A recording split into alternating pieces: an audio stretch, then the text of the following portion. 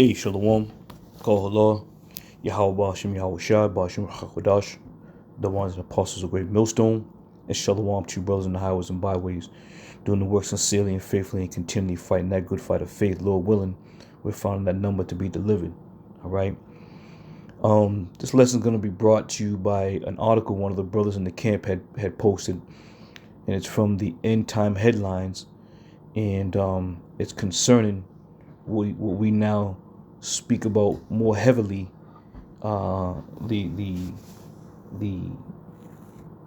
MOTB, if you will, and we're gonna get into a couple blue letter definitions, and I got a video to play just to give you a little insight of what this is all about, because again, when you read and you go into, the mark and receiving the mark, whether it be in your right hand, your forehead, people still have a hard time believing it's what we talk about, it's what we prophesy about.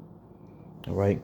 Well, Lord willing, this lesson is going to just give you a little more clarity that there's no doubt that it's talking exactly what we speak and preach about.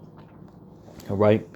So I'm not going to read this whole, I was going to read the whole article, but I'll jump through it, jump around through it. And I'm sure a lot of brothers may have seen it already. But, so let me start here. All right. Let me start here concerning the mark. Now, when we go into that word mark, all right, we know that word in the Greek is charagma. All right. And I post these two up because these two pictures, these images are going to give you a better understanding of the word charagma. All right. And once again, a lot of folks just read that word mark at face value and decide to just label it with all types of other, definitions, if you will, without actually doing the work and doing the research and digging in. That's one thing about the Men of Great Millstone. We dig in, and it has been dug in before, but more so now, it's got to be reiterated. All right. So let's go to charagma. Let's start there. Matter of fact, let me back up. Let me read a little bit of this here. It says prophecy watch. And again, a lot of people dismiss a lot of these social media, sites, if you will, because they're not backed by the powers that be, and these are just offshoots of conspiracy theorists who feel that, putting things like this out is just gonna, just be a person throwing mud against the wall to see what sticks. But little do you know, as we know, these little sites that you see, these little, like some of them, you call them little underground sites, or outside of the norm sites, if you will. They're the ones who are going to give you a great portion of the truth, man. All right. So it says human microchip implants have now taken center stage. And how fitting is it that, even Esau himself has been on the grind, proclaiming that, the book of Revelation speaks about the microchip. All right. It says the novelty of replacing one's home key with a microchip implant is gaining worldwide interest. But there's another more compelling story under the surface. All right. And like how they play on words, under the surface. It says, why is this technology, an integrated circuit the size of a grain of rice, reviled by some and celebrated by self-proclaimed human cyborgs? All right. So they're talking about the grain of rice. So let's talk about the grain of rice. All right. and how this grain of rice is supposed to get inside of you. All right. So from there, let's go to the blue letter. All right. Okay, so the word is charagma, which is the word for mark. All right. So keep that in mind. When you read that word mark, the word is charagma. All right. So let's venture into the word charagma. Okay, we'll go to Strong's Info. It says charagma. It says from the same as G5482, a scratching or etching, i.e. stamp, as a badge of servitude. Okay, a sculpted figure, statue, graven mark. All right. Now, this is explaining what the word mark means. Charagma. It's explaining it. So if one can walk away and say that embargo, sleeping with white women, all the other, I mean, there's just been so many, I can't even think of them right now. But how can you articulate the understanding outside of what you're reading here, the definitions that they're giving you, a scratch or etching? How can you compare that with sleeping with white women? How can you compare that with it being sin?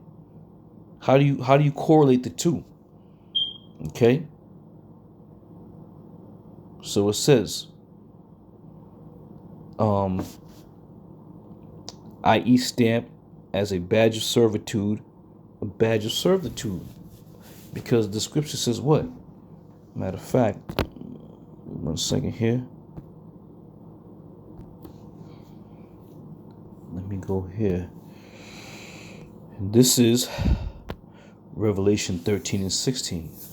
And it says, and he causeth all, both small and great, rich and poor, free and bond, to receive a mark in their right hand or in their forehead. All right. So if you're going to cause everybody to receive that mark, you are definitely going to be under some type of servitude. All right. Because this whole digital electronical era that we're living in, you're not going to be able to do anything without them having the grips or their claws on you to control you, or to manipulate you, or to, do certain things where without their approval, you're not going to be able to do anything. All right. So it says a badge of servitude. What is the badge of servitude? What is that badge? What does that represent? That badge represents this. This is what that badge is. This is that badge. This is it. You see? That's what's going to keep you more and more deeper into so-called captivity. This is going to be a true captivity because the scriptures just told you. The scripture just says. Matter of fact, let me open it up. 16. And it says, verse 17, and that no man may buy or sell, save he that have the mark. All right? So therefore, you ain't going to be able to do a damn thing unless you got that badge. All right? No man's going to be able to buy or sell anything unless you got the badge. Now, how in the hell is the badge sleeping with white women? How in the hell is the badge slavery? I mean, sin, rather. How is that the badge?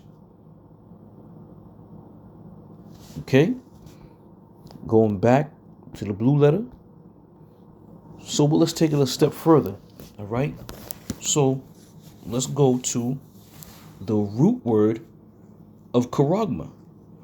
The root word in the etymology. Let's go to that. G5482. All right. And it's corax. That is the root word. Now, understanding that root word, let's go to the root word of that, which is karaso. And it says to sharpen to a point. All right? To sharpen to a point. To sharpen to a point. How is that sleeping with white women? How is that sin?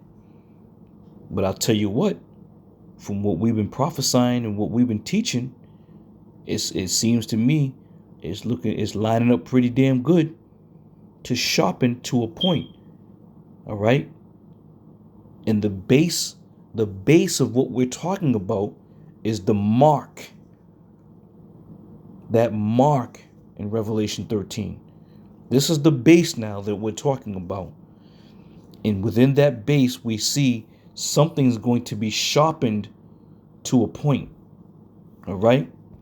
So let's continue on. Let's continue on. Now, the root word is karaso, to sharpen to a point. And it says akin to G1125. Okay? Through the idea of scratching. Now, when you get to the root word, or you get to the word G1125, just to get it real quick, it's in essence of what? Grapho, primary verb, grave, especially to write, figuratively, to describe right. All right? So even back in the ancient times, certain things were on tablets where you had to chisel out. All right? So it's just giving you understanding so you can see how this is being performed. All right? So let's go down to the Strong's info concerning the word karaso, which is the root word from korax, which is the root word from charagma. All right? So let's check this out. It says korax, from karaso, to sharpen to a point akin to G1125 through the idea of scratching. All right? Through the idea of scratching. So let's pause there. Now let's check out this video right here. Let me make sure I got it queued up right here. Let's check out this video right here. All right? So there's a saying that people use here in Babylon. It says, you haven't even scratched the surface. All right? So the idea of one scratching the surface, meaning once you scratch that surface, now you can get underneath and see what's really going on. Right? And likewise with any type of wound to the skin. All right? Before anything penetrates the skin, it starts with a very minute scratching. You may not believe it, but it's true. You're not going to get under the skin without piercing the surface. All right? However small that entrance may be or that scratch may be, it still starts with a scratch. So check this out. It's quick. Now, pay attention. A lot of people are afraid of this thing. A needle for injections. What's this? A needle for injection. Something that's being brought to a point. Remember that. It easily pokes through the skin and makes you feel pain. Yep. Here's the skin on the ball of a... All right. So that was it. You know, there's a slight scratching before anything penetrates the skin. All right. So now that you have that visual, let's continue on. And it says, start back at, to sharpen to a point akin, a family to G1125, meaning what? That when you're writing back in the ancient times, you would most likely use a mallet and a chisel, and that chisel would dig underneath the slab that you're writing on. All right. And it says a stake, i.e. Now, a steak, when you go to a cookout, as a lot of people, go to cookouts and celebrate or whatever, they'll have a tent or top. And what fastens that top down to the ground? You got to use those stakes. They'll be fashioned in a manner where they'll be sharpened to a point, and some of them have a little hook that you hook the string around. You bang it into the ground. What do? You submerge it into the ground. You go underneath the top layer of the ground. Right? Sound familiar? Absolutely. And it says, i.e., by implication, a palisade or rampart, military mound for circumvallation in a siege. Now, why is all this being said, and why is this all under the corax or corazo, which is at the end of the line, the root word of charagma? This all stems together concerning that word mark. It's all together. All right? So now you need to understand, when you get into the words and you start reading the scriptures and you read these words, you have to get down to the Greek and the Hebrew. You have to. This is the only way you're going to start to get understanding on things. See, a lot of you people just decide that you don't have to go any deeper than the English and that's it. All right? But when you're dealing with these scriptures and when you're dealing with the word of the Lord, you have to understand. They weren't speaking English back in those days, in those times. So therefore, it would compel one to say, you know what? Yeah, I don't think they were really speaking English at that time. You know, or back in that region, let me go and do a little more research. All right.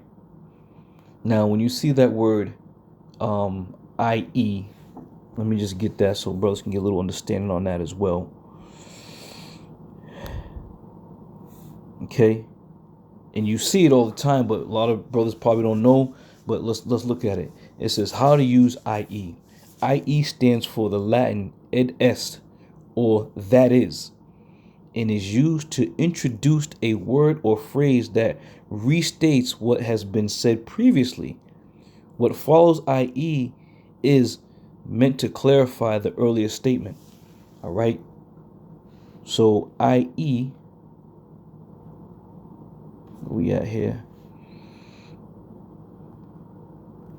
So i.e. is all integrated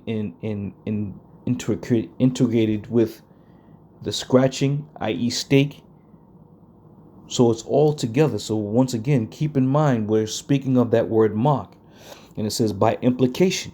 When you read by implication, it's saying that, you know, there's no need for it to say it directly, because now you can imply stake, scratching, something's going underneath. All right. And it says palisade. Let's look up that word palisade. All right. And see what a palisade is. Because it's important to note that when you read that word mark in book of Revelation, the 13th chapter, all right, this word mark goes back to the word palisade. All right. And here you have palisades. Look at these fences. What do they look like? They're all sharpened to a point. Palisade. Again, what does a palisade have to do with an embargo? What does a palisade have to do with sleeping with white women? What does a palisade have to do with sin? Because you people just don't get it. You just don't want to understand and see it. But we understand. The Lord blinded you from receiving this. And if you've been blinded to this extent, chances are the Lord may line you right up to get this, man, to get this thing. All right. But a palisade, you know, again, they look just like what? Needles. Hence, charagma. All right. Let's go back. And it says, a rampart or military mound for circumvallation, from circumvallation in a siege. Trench. All right. So what does that word circumvallation mean? All right, that word circumvallation means to avoid, to avoid. Now, I dug up trench. Now, during wartime, these military men would dig trenches. Why? To avoid the enemy or not to be seen. Okay? But why is that word trench being used with Korax? Because it's giving you a visual of how you're digging in. You're digging in. Likewise, when you use a shovel, you're not going to dig a trench with a snow shovel. Okay, why? Because a snow shovel is not designed to dig trenches. But a military shovel, let's see, matter of fact, let me see what I can do here. Let me see what I can do.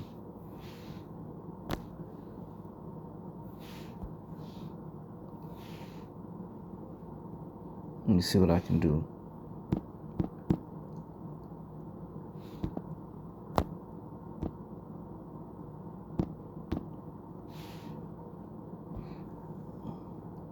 Okay, that's perfect. Okay, a military shovel is going to be what? Shaped to a point. You see? You see that? Again.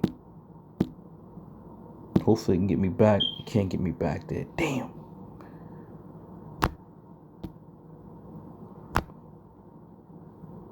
I'm all over the place now. Got me throwing off my course here. So, going back to the trench, right? Going back to the trench, you need a certain type of shovel to dig that trench, right? Going back to what it says here, sharpened to a point. All right? So all in all, this thing is very easily to be understood once it's taught to you correctly. You know, listening to all these people who are talking about, you know, all these other various ideas of what the word mark means. It's simple, man. Just go through it. Go through it and you can see what it means. Okay? So all in all, being brought to a point, being dug in, being scratched, the surface being scratched, being implemented, and this is how that RFID is going to be implemented. Hence the word charagma. All right. So with that being said, going back to a little bit of this article, it says, today more than 50,000 people have elected to have the subdermal chip surgically inserted between the thumb and the index finger. All right, and that's that meaty part of the hand. Let's look at that. Let's look at the meaty part of the hand. Okay, right there, between the thumb and the index finger. Now look at that. Now also, when you go into the trench, the definition of trench, it says mound or hill, rampart. Okay, which you now see a hill, like a little mound on your hand, because it also says palisade or rampart. A rampart is a mound that leads up. Okay, and if you look at that, I don't want to get too crazy with this thing. If you look at it, it has a little mound on your hand. All right, and people gonna fall for this thing, man. People gonna march right to it. And it says between the thumb and the index finger serves as their new swipe key or credit card. In Germany, for example, more than 2,000 Germans have opted to receive these implants. One even used it to store a link to his last will and testament. As chip storage capacity increases, perhaps users could even link to the complete works of Shakespeare, Slovakia. It says the chip implants are just one of the many types of emerging technologies in the Internet of Things, an expanding digitally cosmos of wireless connected internet-enabled devices. Now, the first time I heard of Internet of Things was from Elder Apostle Taha. He did a lesson on that, and then it just kind of steamrolled from there. All right, damn near all and everything that we do is connected through the internet or wirelessly these days. All right, and more so now that you're being looked at as a foreigner if you use cash these days, because it's not quick and easy. It's not quick and simple. And this is what they're going to push before they go rogue and they go, go draconian with it. They're going to push the simplicity of life. All right? And what I mean by that is they're going to say, hey, see how convenient this is? You don't have to carry your wallet. You don't have to carry your purse. You don't have to, present any kind of medical card when you go to the doctor's office. They're going to push that convenience of it. All right. It says some technologists are worried, however, that hackers targeting IoT vulnerabilities in sensors and network architectures also may try to hack chip implants. Radio frequency identification. Chips are identifying transponders that typically carry a unique identification number and can be tagged with users' data such as health records, social media profiles, and financial information. You see, they're going to push it. They're going to push that. Look at what we can do for you. We can make your life a hell of a lot easier. The RFID chips are passive transponders, which means that the digital reader must be positioned a few inches away from the user's microchipped hand to communicate. In contrast, near-field communication NFC chips use electromagnetic radio fields to wirelessly communicate to digital readers in close proximity, much like smartphones, contactless credit cards. Now, I did a show a while back concerning damn,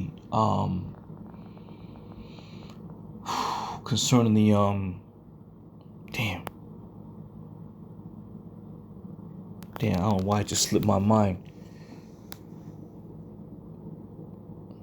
Concerning it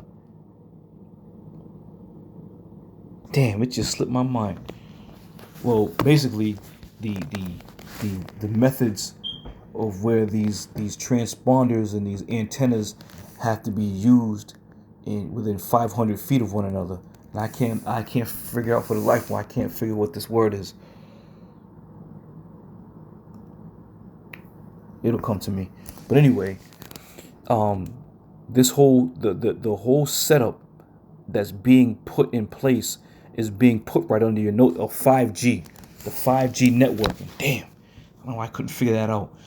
But this whole thing is being set up right under your noses. All right, and again, they're pushing the 5G networking as a means of, convenience. Less lag time, quicker response time, speedier, service. That's what they want you to believe. But the amount of radiation that's being, that's being implemented along with this 5G networking is damn near killing people. And they have no qualms about that. All right. I'm not going to read too much more of this.